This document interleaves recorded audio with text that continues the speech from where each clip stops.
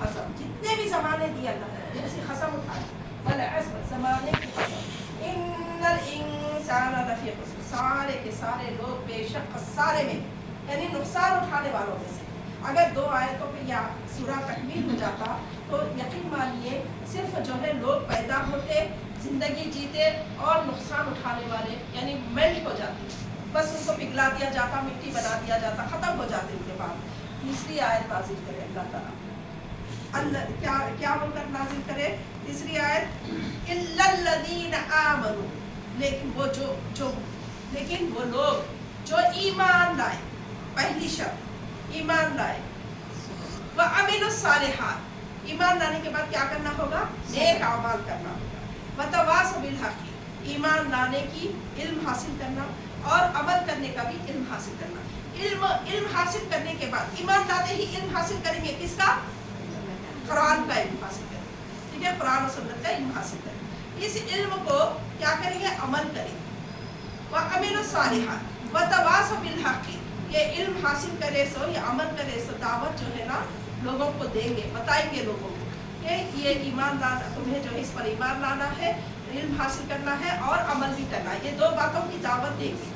پھر کیا کریں گے؟ وتواصوا بالحق کے بعد کیا آیا؟ وتواصوا بالصبر، اور تم جو ہے نا حق کی دعوت جب بھی دینے جائیں گے، جب آپ میں تبدیلیاں آئیں گے تو لوگ آپ کے مخالف ہوں گے، پریشانیاں ڈالیں گے، اللہ آزمائشیں بھی دے گا، مصیبتیں بھی آئیں گی، یہ سب چیزیں ہوں گے، بالحق آپ حق پہ رہ کے حق کی دعوت لوگوں کو دینا۔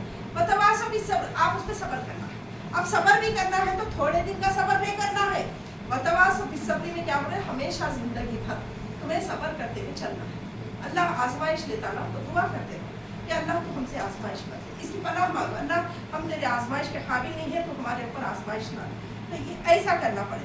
اگر آزمائش نہ لو بول کے یہ دعا نہیں کرتے کہ ہم اگر چھوڑ دیں گے اپنے حال پہ تو اللہ جتنی چاہے آزمائش لیتے چلے جائے گا، اور زندگی میں میرے اوپر بھی بہت آزمائشیں ہوئی، تو میں یہی سوچتی ہوں کہ آزمائش کو دیکھ کے میں اللہ کے ایمان میں کمزوری نہ پیدا کر لوں، اللہ مجھے معاف کرے کہ میرے کو ایسا نہ ہو کہ میں بہت زیادہ بلندی پہ جب جا رہی ہوں، میں جیسا جیسا میرے بلند درجے ہو رہی، جیسا جیسا میرے خدمات بڑھتے جا رہی اور بڑے بڑے خدمات ایک عورت ہو کے انجام دیتے جا رہی ہوں، تو اللہ بڑی بڑی آزمائش بھی لے لیا میرے سے، تو میں کیا کری؟ اللہ وتواصوا بالصبر، ہمیشہ استقامت کے ساتھ صبر کے ساتھ چلنا ہے۔ اپنی اولاد کو بھی میں یہی ترغیب دے دوں کہ صبر سے دامن پکڑ کے رہو، مصیبت آئے گی، پریشانی آئے گی، لیکن راحت کا دروازہ بھی ضرور کھلے گا، لہٰذا قدم کو پیچھے نہیں ہٹانا ہے، قدم کو آگے ہی بڑھانا ہے، نیکیاں اور زیادہ بڑھا لینا، سجدے اور زیادہ بڑھا لینا، ذکر اذکار اور زیادہ بڑھا لینا، فوراً مصیبت ٹل جاتی، پریشانی دور ہو جاتی، راحت کا دروازہ کھل جاتا۔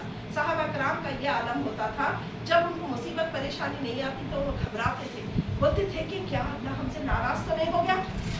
ہاں اللہ، یہ کیفیت تھی، کیا اللہ ہم سے ناراض تو نہیں ہو گیا؟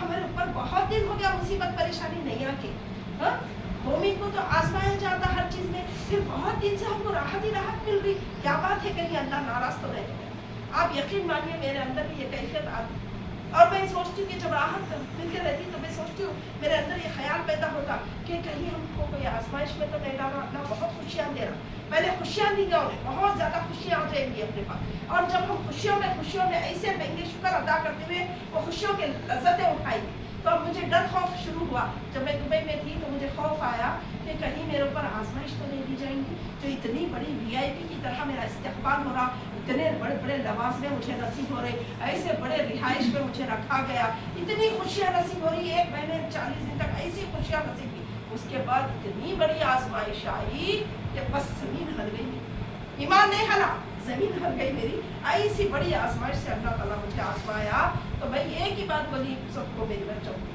کہ رسی کو مضبوطی سے پکڑے رہو، ایمان کو چھوڑنا نہیں، غفلت نہیں آنے دینا، شیطان بھٹکائے گا، ہمارے حوصلوں کو پست کرنے کی کوشش کرے گا، لیکن یاد رکھو موسیٰ علیہ السلام کو سمندر میں سے راستہ بنا کر دے دیا تھا، اللہ ہمارے لیے بھی ویسا راستہ کھولے گا۔ ابراہیم علیہ السلام پوری دنیا میں تنہا ایک واحد بندہ تھے جو ایک اللہ کی عبادت کر رہے تھے، پوری دنیا والے مل کے ان کو تکلیف دینے کے لیے آ گئے تھے، تو اللہ وہ ایک بندے کی حفاظت کے لیے حسبنا اللہ ونعم الوکیل کافی ہو گیا تھا، لہٰذا ہمارے کو بھی ویسی مدد آ جائے گی۔ نوح علیہ السلام کی کشتی میں صرف اللہ کے مقابلے والے تھے، اللہ سے کہ جانور بھی، پرندے چرندے جو بھی تھے نا، وہ ایک اللہ کی عبادت کرنے والے، اور ویسے ہی بندے بھی جو گئے تھے کشتی میں وہ بھی بھی ایک اللہ کی عبادت کرنے والے. نوح علیہ السلام کی کشتی میں 2 بیٹے تھے جو ایمان لا چکے تھے.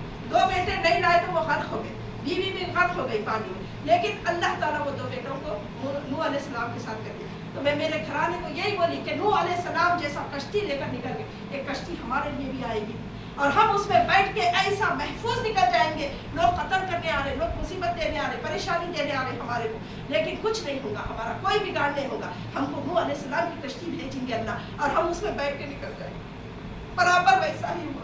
اللہ تعالیٰ ہر جان کی بھی حفاظت کرا, مال کی بھی حفاظت کرا اللہ تعالیٰ, اور ایک محفوظ جگہ پہ ہم پہنچ گئے. اللہ کی بڑی نعمت ہے, شکر احسان ہے رب العالمین کا. وہ کبھی اپنے مومن بندوں کو تکلیف میں ڈالتا لیکن آزماتا, صرف آزمائش رہتی. وہ ایک چند دن اپنے گھرانے کو بولتے رہے, چند دن کی آزمائش ہے بیٹا, چند دن کی آزمائش ہے, اس پہ صبر کرنے کے ہمارے صبر کا امتحان لے رہا اللہ تعالیٰ, ہمارے اوپر آزمائش ہے.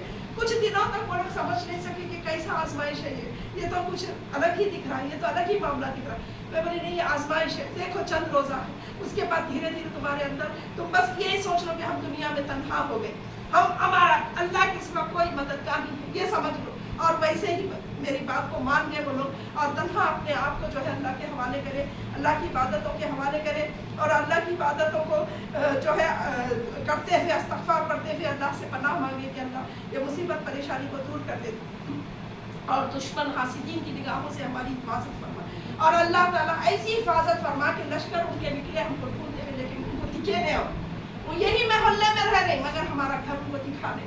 ہم ایسا آنکھوں سے اوجھل گئے. تو میں وہ نبی کریم صلی اللہ علیہ وسلم کا وہ منظر یاد آیا واقعے کا کہ اللہ کے نبی جب ہجرت کر رہے تھے تو ان کے نظروں میں پڑے لے ایسے نکل گئے کہ وہ باہر گھر کے ان کے بیٹھے ہوئے ہیں اندھیرے میں, نبی نکلے تو ہم قتل کریں گے بولے, اس سے پہلے ہی اللہ ان کو جو ہے پہنچا دیا تھا, ہجرت کروا دیا تھا. تو ہم بھی یہی سوچے کہ اگر ہماری جان پہ بنائے گی تو ہم ہجرت کر لیں گے, یہ شہر چھوڑ کے ہم دوسرے شہر میں چلے جائیں گے. لیکن اللہ سے دعا کری میں کہ یا اللہ مجھے حیدرآباد نہیں رہ کر تیرے دین کا کام کرنا ہے, تو مجھے صحت سلامتی اور حیات دے. اور ایسے دین کے خدمات میں حاسدین میں پیدا ہوئے تو یہ وجہ سے کہ ایک خاتون جو ہے اتنے خدمات کیسے کر, یہ حسد تھا ان کو, اتنے مدرسے کیسے چلا رہی, 18 برانچز کیسا, ہم ایک مدرسہ نہیں چلا سکتے تو 18 برانچز کیسا چلا رہی. تو یہ تشویش بھی ان لوگوں کو پریشان ہوئے, حیران ہوئے, مجھے ہی ختم کرنے کی کوشش کرے, جامعہ کا نام مٹانے کی کوشش کرے. اللہ تعالیٰ ایسا بچایا جیسے نبی کو بچایا کہ ان کی آنکھوں سے اوجھل ہو گیا میرا گھر. سبحان اللہ, محلے میں تلاش کر رہے میرا گھر, میرے ان کو نہیں ملا, میں نہیں ملی ان کو. الحمدللہ ایک میرے کو معلوم ہے آزمائش کیسی رہتی, معلوم وقتاً فوقتاً چند دن کی رہتی ہوں, زیادہ طویل نہیں, چند دن کی رہتی. اس کے بعد فوراً راحت کا دروازہ کھل جاتا. پھر دیکھو اب ان کے دلوں میں خوف پڑے گئے, ان کے دل خوف سے بھرے ہوئے ہیں, کہیں میں جا کے پولیس میں کمپلین نہ کر دوں, کہیں میں جیل نہ کرا دوں, کہیں ان کے اوپر ایکشن نہ لے لوں. ان کے دل خوف میں پڑے ہوئے ہیں میرے سے. آج وہ عالم ہو گیا کہ ان کے دل خوف میں پڑے ہوئے ہیں میرے سے. تو اللہ رب العالمین سے دعا کو ہے کہ آپ لوگ بھی اگر اچھے ایمان پہ آئیں گے تو کبھی نہ کبھی آزمائش ضرور ہوگی. تنہائی میں بھی نہیں گھبرانا. میرے الفاظ کو یاد رکھنا, یہ قرآن کے الفاظ ہیں کہ اللہ تعالیٰ تنہائی میں بھی حسبنا اللہ نعم الوکیل, تنہا کر کے بھی آزمائش دیتا. پوری دنیا میں تم تنہا ہو گئے جیسا محسوس ہوتے بات, بہت زیادہ آپ پائیدار پابند بڑے درجے کو, اعلیٰ درجے کو پہنچ رہے, تو یہ کیفیت آپ کی زندگی میں آتی کہ آپ تنہا, پوری دنیا میں آپ تنہا ہو گئے جیسا محسوس ہوتا. لیکن آپ یہ یاد رکھو جس کے ساتھ ایک اللہ ہے, ایک اللہ کی مدد کافی ہو جاتی. سارے بندوں کے دلوں کو اللہ خوف میں ڈال دیتا اور آپ کے اوپر جو ہے وہ مصیبت پریشانی ہٹا دیتا. تو وہ آپ لوگ بھی جو ہے ہمیشہ اپنی اولاد کو بھی یہ بات کی ترغیب دے, کیونکہ جو اچھے ایمان والے ہوتے ہیں ان کے اوپر ضرور آزمائش ہوتی. یہ جنت نہیں آسان, بس اتنا سمجھ لیجیے, یہ میں بنائش ہے, یہ جنت نہیں آسان, بس اتنا سمجھ لیجیے آزمائشوں کے سمندر میں ڈوب کیسے پانا. آپ جب تک کہ آزمائشوں کے سمندر میں, جو بڑے مومن ہوتے ہیں سمندر کی طرح مثال, جو چھوٹے عمل والے رہتے ہیں وہ دریا کی مثال, دریا میں اسے ڈوب کے پانا ہے. دریا میں جب آپ ڈوبتے نا زیادہ دوڑ نہیں, آزمائشوں کا جو سمندر ہوتا وہ بہت دوڑن ہوتا, بہت گہرا ہوتا. تو اللہ سے دعا ہے کہ پہلے تو اللہ آزمائش نہ لے, اور آزمائش لیا تو پھر اللہ تعالیٰ ہم کو صبر کا ہمارے جو ہے نا صبر کو قبول فرما, شکر کو قبول فرما.